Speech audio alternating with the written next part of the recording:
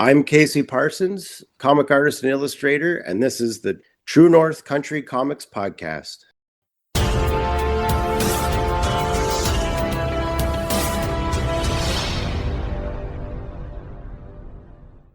Welcome to the True North Country Comics Podcast, dedicated to celebrate Canadian comic book and graphic novel creators and supporters. I'm John Swinimer. On this episode, I chat with Casey Parsons about preparing his art projects for the Cartoon Foundry 2026 event. Casey Parsons is an artist from Stoney Creek, Ontario. He trained as a fine artist and illustrator, graduating in art programs from Sheridan College and McMaster University. In addition to his variant cover artwork for Image Comics, Sourcepoint Press, and other indie titles, Casey recently created artwork for the Marvel Cards portfolio. He's an artist, writer, co-publisher, and co-editor of the ongoing indie magazine Cauldron. More recently, Casey is a contributor to the new anthology Cauldron Forbidden Appetites. Cauldron Forbidden Appetites is a deluxe high-quality archival hardcover anthology that's described as arthouse meets grindhouse. Published by Raid Press as an homage to the Creepy and Eerie magazines of the past, this anthology collects the edgy contemporary supernatural tales found in Cauldron Magazine into one complete offering for mature readers. So, without further ado, here's my chat with Casey Parsons about preparing his art projects for the Cartoon Foundry 2026 event. So, Casey Parsons, thank you very much for taking time to chat with me. Hey, thanks for inviting me on here. Absolutely. Nice It's always great. Again, John. Always great to talk to you. I know that you're very busy, but before I get going with all the questions, I would like to know, what are you reading today? Oh boy, I always have stacks of books kind of on the go. Generally, as far as comic books, I usually collect things that my friends are working on mostly. So I'm reading like Chip Zdarsky's Captain America. I'm reading like Exquisite Corpses from our friend and local creator Michael Walsh, who's another Hamiltonian. Yeah, and I've been going back and collecting old things, and I'm reading a lot of novels. Yeah, it's kind of a smattering. I'm all over the place. I do enjoy like horror and things like that, but I know whenever Brubaker and Phillips put out a book, so I follow certain artists and writers, but yeah, I tend to collect things my friends are working on. I'm reading some of the Batman titles currently. Yeah, I guess that kind of covers it. Sure. Well, it sounds exciting, but yeah. Well, you're a busy reader, and you're also been a busy traveler. You mentioned you're from Hamilton, but you were just at the East Coast Comic Expo out there in New Brunswick. I wonder if you could talk a little bit about that. How was that event for you? Yeah, and I decided to drive out here with my friend Sam Noir, who you may remember. This show, I mean, just the East Coast in general is just, if anyone's ever been, it's just a lovely place. Super friendly, very welcoming. It's like true Canadian vibes of just friendliness and thoughtfulness, taking care of you. So you get all those kind of vibes out here and supportive. And it's just like the stress kind of melts away out here a little bit as far as the vibes here. This show itself was excellent. Yeah, I decided to drive. It's about I guess after all the stops and things, between 16 and 19 hours. And we stopped over in Montreal and visited some friends and spent some time in Quebec. So we make a little bit of a trip out of it. You know, it sucks to just kind of do the show and then zip back home. So it's nice to see things and explore. I mean, that's part of the fun of doing these shows is getting out of the house. We work in isolation so much, so it's nice to get on the road or see another city and to visit friends that you rarely see or you only see at shows. And I haven't been out here in 7 years, so a lot of familiar faces came back. It was just really nice to see everybody again, and the show's grown so much. It was a Friday, Saturday show, so it was like June 12th and 13th of 2026, a Friday evening, and that was a nice kind of preliminary sample of the show. So a lot of people could come and kind of greet us. Like Saturday is a little bit busier, so it was nice people could kind of come out on Friday night and hang out. And we did kind of a little event, like a drink and draw on Friday night that went really well.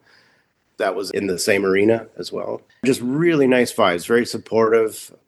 A lot of people come out and come from all over. People are driving in from Amherst and like Halifax and Fredericton and things like that, coming out to Moncton, which is a good couple hours drive for these people. And there was creators coming from all over the place at this show. It was a really nice lineup this year. They've grown a lot. They're doing new things. they just keep learning and growing and taking feedback and using that, it seems. It's about 3 times the size it was from 7 years ago, which was, pre-COVID, and COVID was difficult for everybody, but they've managed to kind of power through and get bigger and better than ever now. Sounds great. Now, I saw on Instagram you were recording some of your escapades as you traveled through, and you got the chance to play pinball games somewhere. It Yeah. sounds like you had some fun. There was an after party. A lovely supporter of the show and a helper of the show, this fellow Giorgio, had a nice party after the convention for the guests. And Sam and I met some kind of very interesting people there that had similar interests. Like they like these kind of schlock horror movies and things like that. And they recommended some of the shops in the area. And it's pretty fascinating. So this place, just trying to remember the name of it now. Sam might remember. Spin It Records and Games. Yeah. And video or something. Yeah. But they had you could rent movies there, and it was just full of pinballs and arcades and toys and records and all sorts of things. It was quite wonderful. It was like stepping into the past a little bit. Quite a big shop too. It was something. There's a scene out here, like a big scene of that out here, of that sort of culture, of movies and toys and games and things. Cool. Yeah. Good stuff. So we're here talking because you're going to be exhibiting at Cartoon Foundry at the end of the month, and that's taking place in Hamilton. I wonder if you could talk a little bit about what you'll be showcasing there and what you're looking forward to most at that event. Our big thing still this year is showcasing the Cauldron hardcover. So that was Raid Press that published that for us. A best of with new material and a beautiful designed hardcover by Ramon Perez. So that was our Cauldron Magazine, and we kind of took the best of that, added some material, and put out this beautiful hardcover to kind of celebrate it. And there's 3 different versions: a deluxe, the Kickstarter version, and the regular hardcover. And so me and Sam are basically crossing the country trying to get it into as many hands as possible for all those who didn't. We had a lot of backers on the Kickstarter, but there's a lot of people that may have missed it, or stores that would like to carry it. So we're kind of parading that around all over the place. And we'll be bringing that to the Cartoon Foundry as well. That's kind of our big thing right now. You were mentioning you're from Hamilton. Can you talk a little bit about the Hamilton comic book creator scene? I guess most of the folks will be appearing at Cartoon Foundry too. Yeah, there are some people outside of Hamilton as well, but Hamilton has, I guess you would see it more at the art crawls and things like that, but there's a pretty vibrant art scene in Hamilton. Hamilton's kind of known for its music and things like that, but it also has a vibrant art scene. And in history, it goes back with kind of big illustrators and things as well, and artists. And I think that's part of what this Cartoon Foundry is about, is trying to bring awareness and recognize these artists from the area, from the past up until now, and showcase them and celebrate them, bring some awareness to the public about this wonderful lineage. You mentioned art crawls and this sort of thing. I presume it's also a great opportunity to network with fellow creators from the area. Oh, for sure. Yeah, I'm not fully up to stuff on who's all coming right now, but I know a lot of the Raid creators are coming, which is really nice. We'll get to see some friends from the area. I went years ago when it was just a tiny, Ivan was starting it up, and it was in the near the Hamilton Public Library, in that little kind of atrium at the front near the farmers market in Hamilton. And I just really liked what he's trying to do. And it's a free event, and people can come in and kind of meet the artists and see what's going on and get a taste of the history.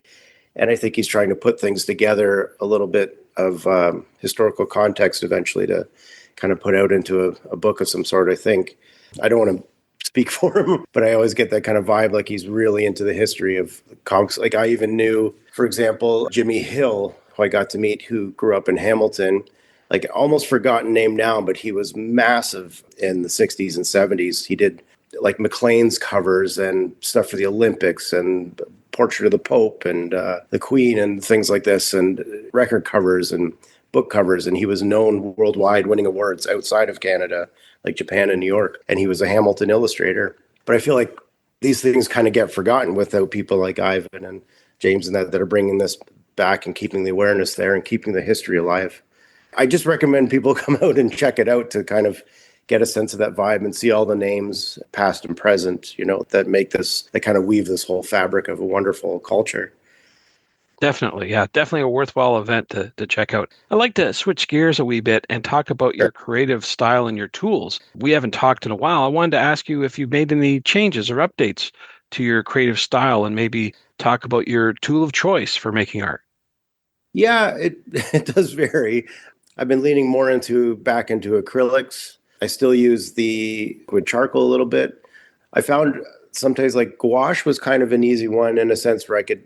It was tricky in that you could only layer so much, but I could make corrections kind of sort of easy, and it was kind of a fast medium. It's like watercolor, just a different binder, gum arabic, basically that holds the pigment together. If anyone's into the scientific side.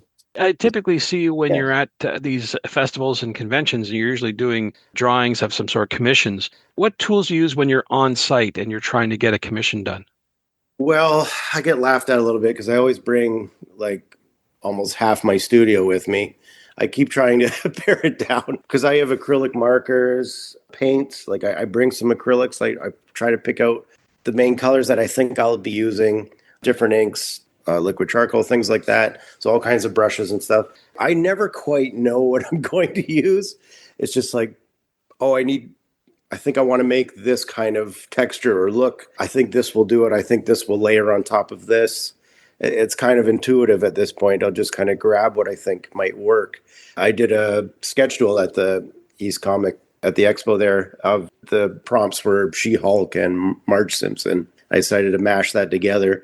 No idea I was going to be doing that going into that. So I brought like a bag of things and ended up using a bit of acrylic actually. Like I actually painted and did some markers and a bit of ink on top of that as well. Basically, I have materials. I worry about archivalness, so I stay away from markers. I know everybody loves the Copics and they make beautiful pictures. I just hope they last because dyes tend to fade over time and exposure to light and things like that. So I try and use just archival tools that I think will last and that I think try and make it as vibrant as I can. It's hard to compete with the look of digital colors and things like that. But yeah, it's just, and I come from traditional practices, so I try my best to kind of bump that up all the time and find ways to try and improve what I'm going for. We were talking about Cauldron Forbidden Appetites, the current project that you've got to Yeah. focus on. Can you talk about what's next for you? Is there another project down the road that you're allowed to talk about? Oh, I mean, I'm still working on some cards for Upper Deck, have some Overpower cards again. So that's the kind of newish card game that's basically taken over in America there. And they've got licenses with Kirkman and Walking Dead. There's Invincible, and there's also Witchblade, and they've been buying up these IPs into their game. So I'm working on those, which is really fun. Lovely guys. A couple are Canadian too that started this, that bought the Overpower brand and have revamped the game that we remember from the 90s when it had Marvel. Yeah, so I've been looking to get back into doing something sequential, and I am talking with a writer, and he's working on things. So I'm hoping to start on that any day because he's got to talk to some people and finish off a project he's working on. It's like, I don't want to say too much until it's official, but I'm looking forward to hopefully having a book. Hoping by, say, Toronto Comic Con, we might have an issue, but it's fingers crossed right now. Well, with everything that you have on the go today and in the future, wondering where do you recommend that people go online to keep up to date with what Casey Parsons is doing?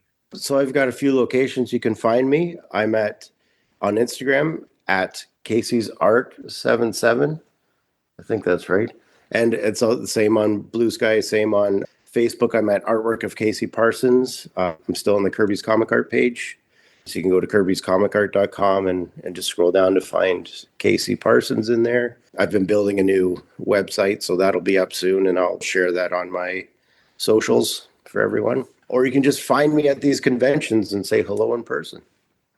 Very good. Yeah. Well, Casey, those are all the questions I have for you, but I'm wondering, is there something I didn't ask that you'd like to get across in this interview? I just hope people keep supporting comics and see it as a really viable art form. Follow it, support us, come out to the shows, support people on Kickstarter, however you can, buy the books in store, and just see it as Canada is a thriving culture here that could use the support from everyone. Like, it's a very vibrant, wonderful scene that I hope everyone gets involved in. Thanks to Casey for the chat. You can discover more about Casey Parsons on Instagram at CaseyParsons77. You can discover Cauldron Forbidden Appetites at raidpress.com. And thank you for tuning in to the True North Country Comics podcast.